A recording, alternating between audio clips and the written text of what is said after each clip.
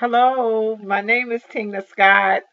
I'm a Liberty University student and I am taking HSCO 508, an interpersonal communication class. Well, I just want to tell you, as far as an introduction, a little bit about myself very quickly. I'm 51 years old. I'm a single parent. I'm retired correctional sergeant, and I now work with convicted sex offenders.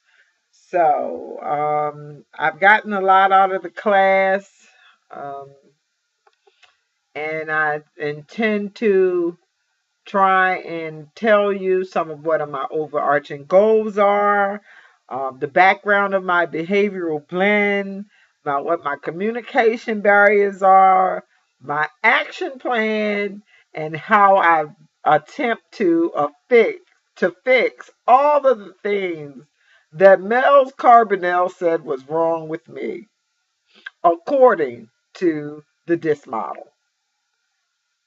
What is communication? Communication is continuous, complex, collaborative process of verbal and nonverbal meaning and making. With interpersonal communication, that happens when two people are willing to talk and listen in a way that maximizes the presence of the person. So, with communication, this is how we send and receive messages, get our point across, purchase things, um, just just how we respond to one another. And so there's ways that we can maximize our conversations in our relationships. And one of my overarching goals is to change me to maximize us because I want the most out of that conversation. By maximizing my communication with others will help me be a better listener in order to understand that I need the best out of any relationship. I want the best out of it, whether it's with family, friends, co-workers, and I have to really concentrate on being a good listener and work on the barriers that will hinder the process. I've already told you a little bit about myself. I'm going to tell you about the assessment that we took. In the assessment is it was a mixture of blends that you could be as far as what your human behaviors are. I happen to be an I, but my blend is a DIC. And what I found with the D is that I'm very demanding. That is very true. Um, I am task oriented as far as a D is concerned. Demanding, dominated, decisive. With an I, I'm inspiring, influencing, inducing, and impressing, interactive, and interested in people. I love people. And if I could help a stranger, a family member. I want to fix problems. I want to find the best solution. A law-abiding citizen. Um, just I just want to help people. I just think that's why I even chose this master's degree program as a human service counselor. Also, with the C, I'm cautious, competent, compliant, and careful. And with a S, I'm not an S, but an S is a steady, stable, and shy person. I'm very far from that. But I get along with S's. That's what I found in the model. Also, there are some barriers that need to be broken. And I have to change my negatives into positives. Well, I'm very emotional, dramatic. I worry about my appearance. I'm a screamer. I'm too talkative. I'm unorganized. I interrupt. people's conversation. I'm very prideful, enthusiastic, and hyper sometimes. My positive is I'm more positive than most, optimistic, happy-go-lucky, outgoing, a leader, passionate about some of the things that I do. And I'm passionate about helping people. I do know that. And I try to keep a positive attitude. I handle conflict well. I'm kind, very strong willed. Well, this is expected of me. When taking the assessment, I answered the questions as honestly as I could.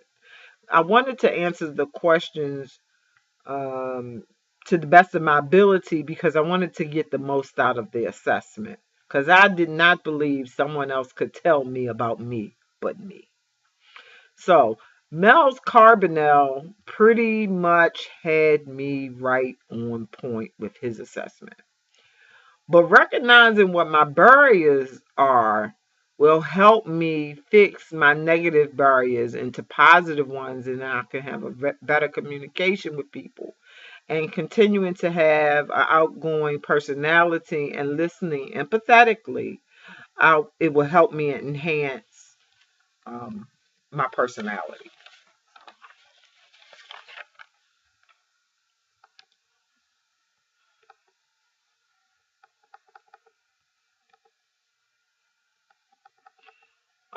This is expected of me part. The I stands for inspirational influencer. And the this is me, dominant, inspiring, and cautious.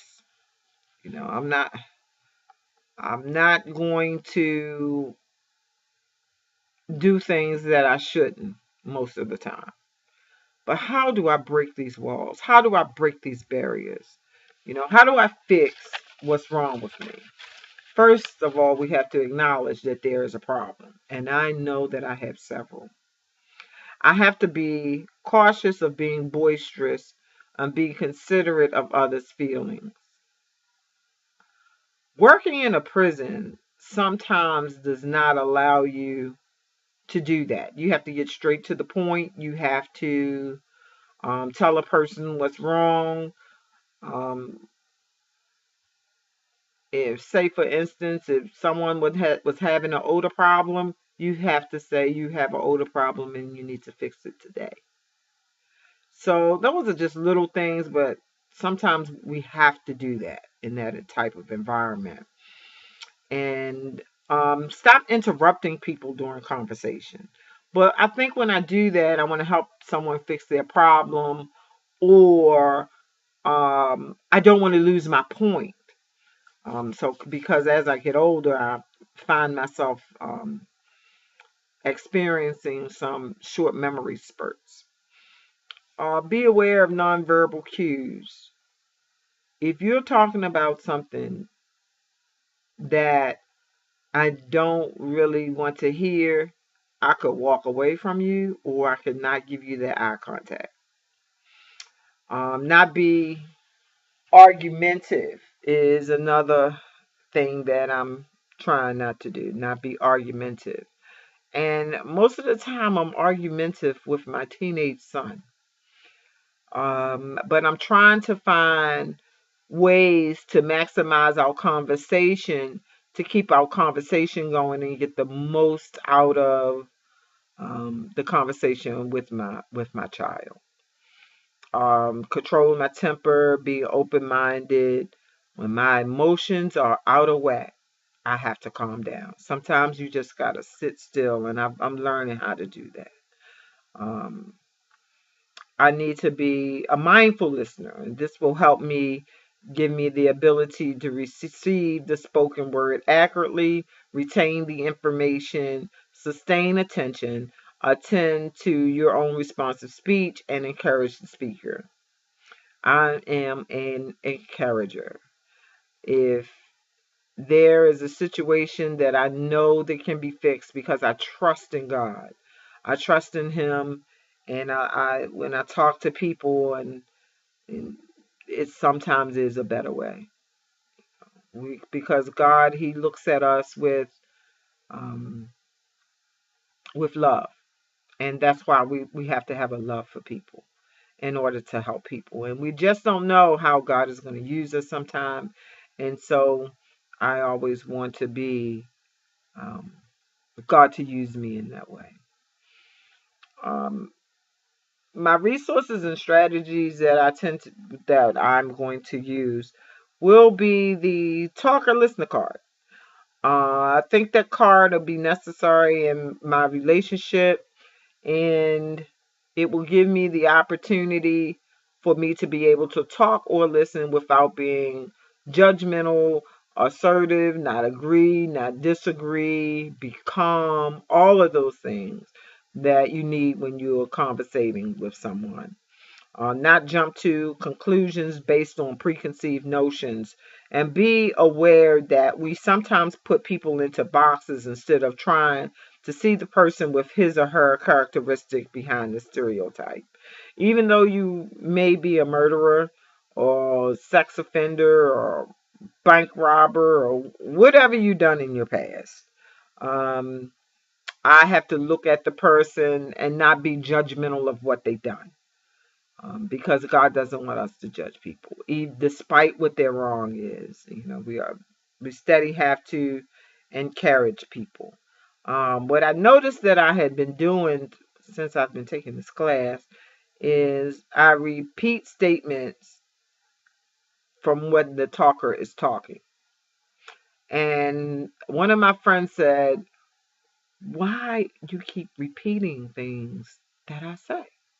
I said, "Well, I wanted you to know that I was listening to you, but in that particular conversation that I was having with the person, I really didn't want to listen to what they were saying, but I continued on with the conversation." And I like to alleviate noise pollution. For example, maybe take a person to a quiet area. Most of the times, if you are work in a prison, um, there's a lot of disturbances. There's a lot of noise barriers, and sometimes you have to pull that person out of that situation in order to maximize the communication and find out exactly what is going on and why. And if you can help them, help them.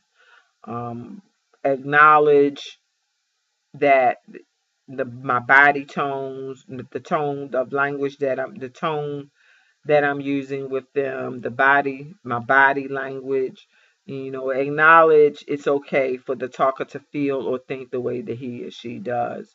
And it usually takes just a few words and inviting or bite your tongue and a patient attitude.